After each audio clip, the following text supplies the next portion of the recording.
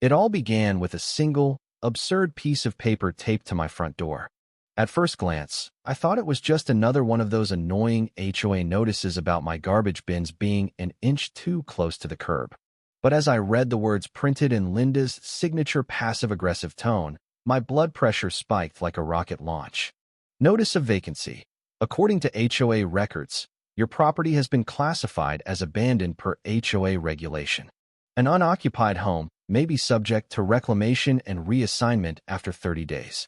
Failure to comply will result in further action. I blinked, reread it, then read it again. My house. Abandoned? I lived here. I paid my mortgage, my bills, my taxes. Unlike Linda, who probably still had her parents paying for her weekly spa treatments, I worked long hours. Sure, I wasn't outside trimming my hedges every Sunday, but that didn't mean my house was some ghostly ruin waiting to be seized by the tyrants of the neighborhood. I stormed over to the HOA office, which, by the way, was just a fancy name for Linda's garage turned nerve center of EVYL. The door was open, as if she'd been expecting me. There she sat, sipping an iced coffee and looking like she'd just won the lottery. "Oh, Mark, how nice of you to stop by," she cooed, setting down her drink as if she hadn't just tried to steal my house. "Did you get the notice?" she asked, her voice dripping with faux concern. "You mean the one where you falsely reported my house as vacant?" "Yeah, I got it." I shot back, throwing the paper onto her desk. "Linda, you see me coming and going every day. You know I live there." "Well," she said, feigning a sympathetic smile, "we assumed you had moved out. Nobody ever sees you. The house looks, well, a little unoccupied." "You mean my curtains are closed?" I snapped. She waved a hand dismissively. "It's just policy, Mark. Nothing personal. But now that it's been officially noted, the process has already begun. If you want to dispute it, you'll need to provide a proof of consistent active VY tie. Otherwise, the board will have to consider next steps." Next steps? That was a fancy way of saying, we'll find a way to take your house and sell it to one of Linda's rich golf buddies. I clenched my jaw. "Fine. You want proof? You'll get proof." As I walked back home, my mind was already spinning. If Linda wanted to pretend my house didn't exist, I'd make it so loud, so undeniably present, that she wouldn't be able to sleep at night without hearing the echoes of my revenge. That's when the idea hit me like a lightning bolt. If my house was vacant, then I was about to make it the most occupied house in the entire city. I wasn't just going to prove I lived here. I was going to turn my home into the HOA's worst nightmare.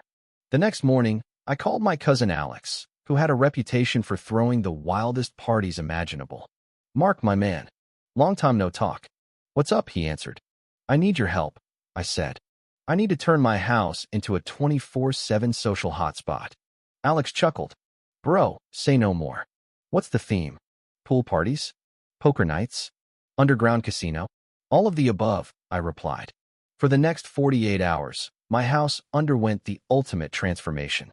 We strung up LED lights, set up outdoor speakers, installed a makeshift bar in the backyard, and even built a fire pit that would make professional chefs jealous.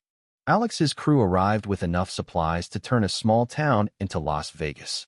By the time we were done, my once quiet, vacant home looked like the headquarters for Hollywood's elite. The first night was legendary.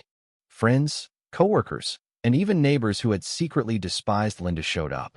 Music blasted, the grill sizzled, and laughter echoed through the street. People played pool in my garage-turned-game room, while others lounged in my backyard, sipping drinks like they were at a VIP club. Then came Linda. At exactly 9:57 p.m., she stormed onto my property with her usual clipboard of doom, her face already twisted in disapproval. "What is this?" she demanded, her eyes scanning the yard like she had just walked into a crime scene.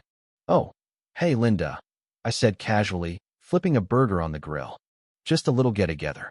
You know, making sure the house stays occupied as per HOA regulations." "This is a clear violation of noise ordinances," she shrieked. I smiled and held up my phone. "Actually, it's 9:57. Noise ordinances don't kick in until 10. We're still good." Her eye twitched.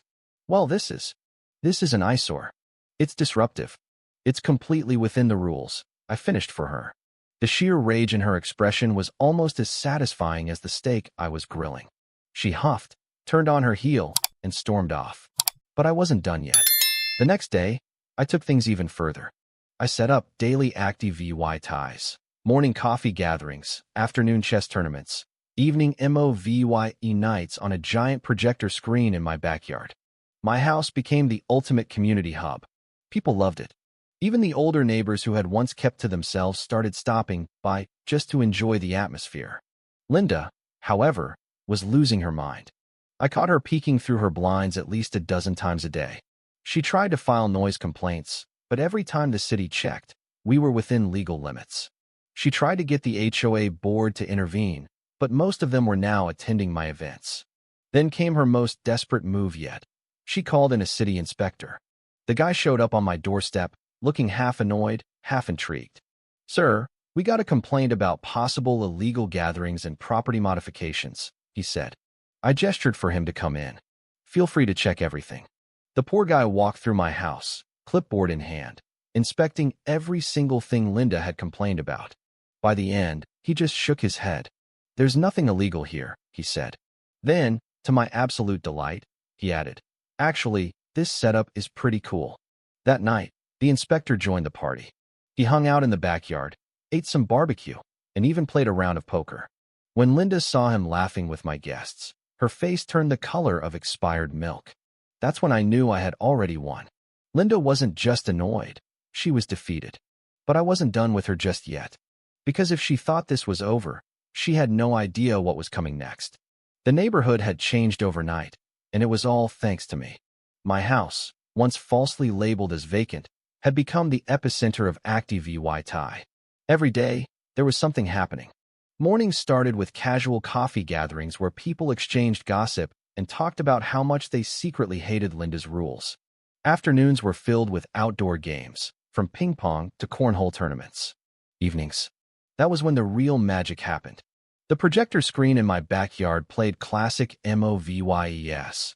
Laughter echoed through the streets, and the once quiet cul-de-sac felt alive. But as much fun as I was HOA-ing, I knew Linda wouldn't take this defeat lying down. She was too invested in her little power trip. I could feel her eyes on me, peeking through her blinds, probably scribbling down notes on whatever excuse she could find to shut me down. Sure enough, her next move came in record time. Early one morning, before the first cup of coffee had even been poured, Linda came marching up my driveway with a stack of papers. She had that same smug look she always wore when she thought she was about to ruin someone's day. "You've been served," she announced, VYing the documents into my hands. I glanced at them. It was an official complaint from the HOA, citing me for excessive noise, disruptive gatherings, and unauthorized property modifications. I couldn't help but laugh. "Unauthorized modifications?" I asked, flipping through the pages. "Linda, I put up string lights and a fire pit. This isn't a construction zone. You painted your front door without prior approval," she snapped. "It's the same color it was before." "That's not the point," she hissed. "The point is, you are turning this neighborhood into a circus. And as a member of the HOA board, I have the right to protect the integrity of our community." "You mean your dictatorship?" I shot back.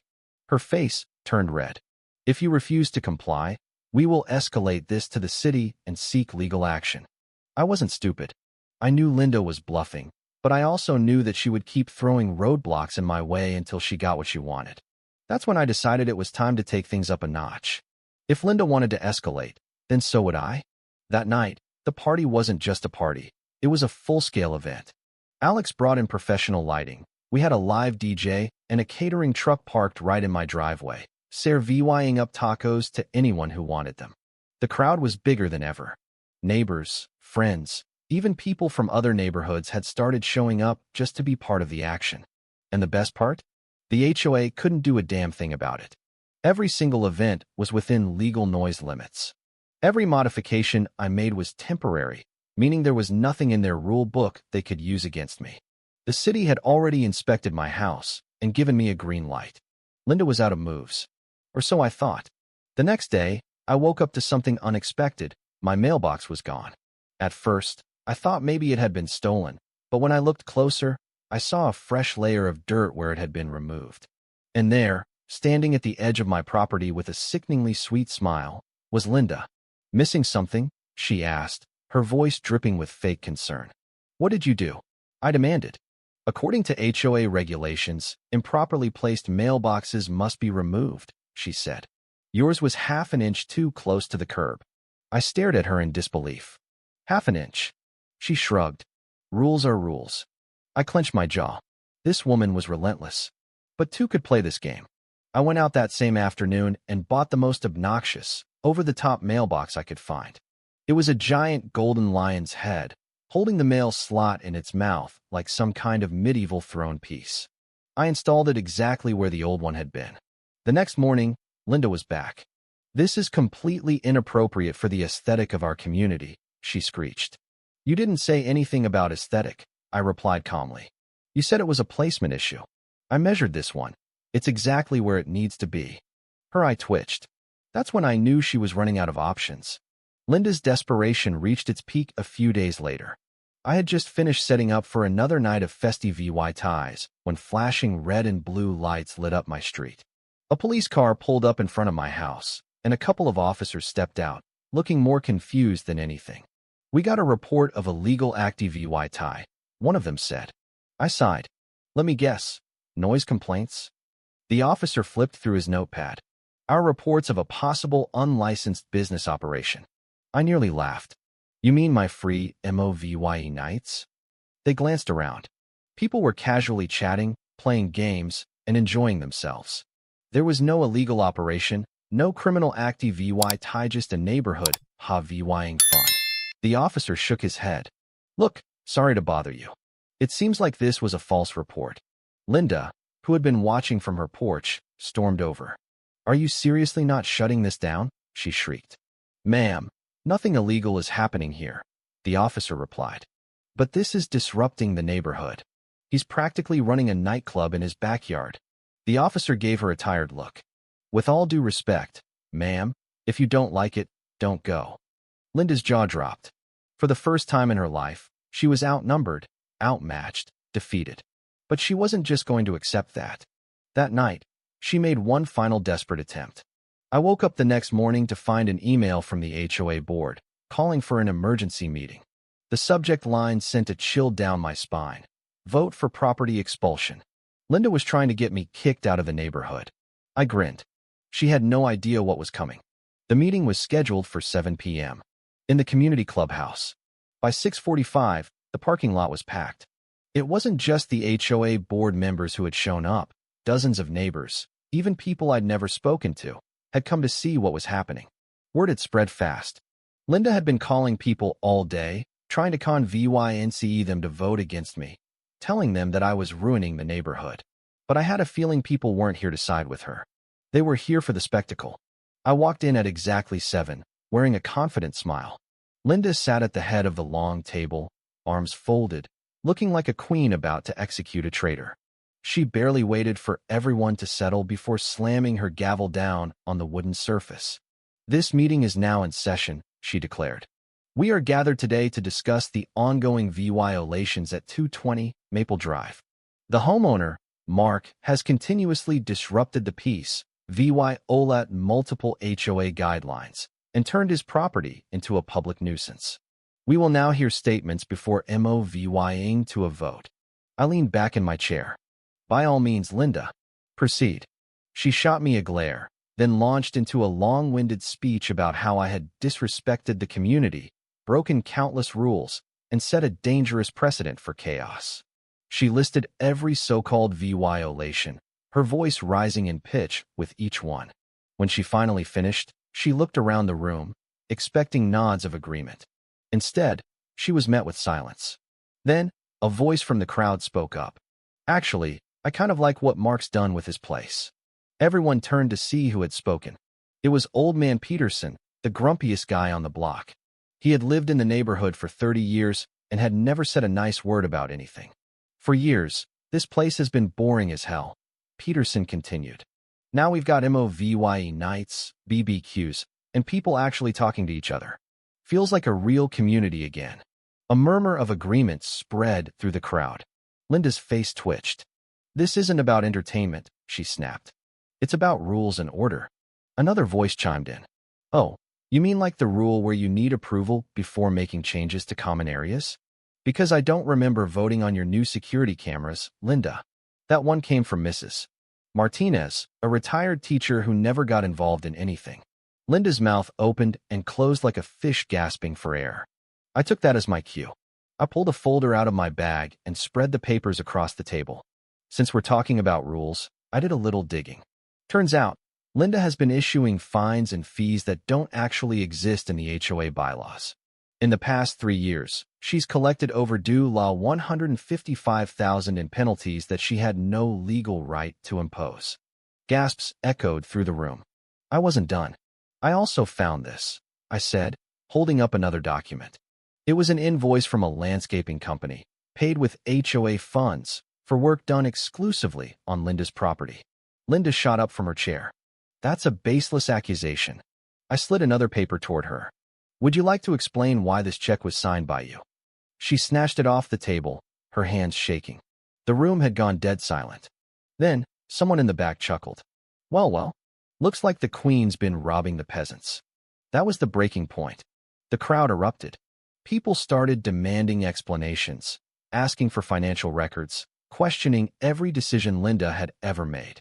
The HOA board members whispered among themselves, looking uncomfortable. Linda tried to regain control, slamming her gavel again and again, but no one was listening anymore. Finally, one of the board members stood up.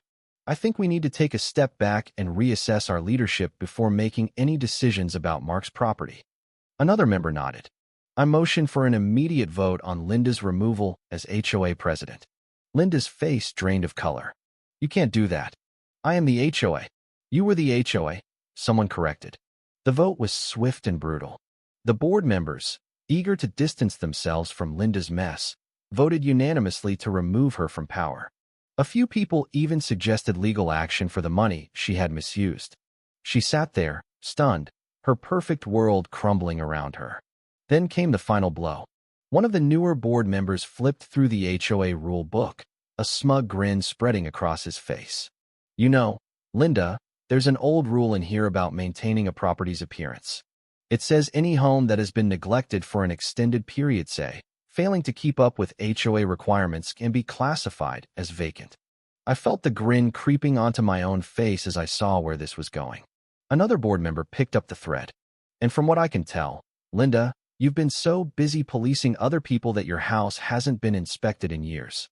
Your lawn's overgrown, your shutters are faded, and your roof hasn't been updated in over a decade. A murmur of agreement spread through the crowd. Someone whispered, she's technically in violation.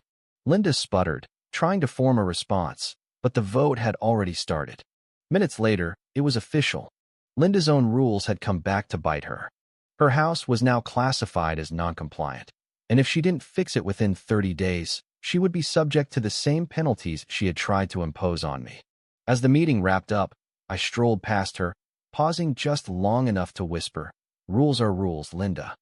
The neighborhood changed after that. With Linda gone, the HOA eased up, and people actually started enjoying themselves. The parties toned down, but the sense of community stuck. For the first time in years, people weren't afraid of getting fined for leaving their trash bins out a minute too long. And every year, on the anniversary of Linda's downfall, I threw one special event, the HOA Memorial Bash. It was always a great time, but the best part? Linda was never in VYTED. Epilogue. Months later, I received a letter in the mail. It was from Linda. She had moved out of the neighborhood, unable to face the humiliation.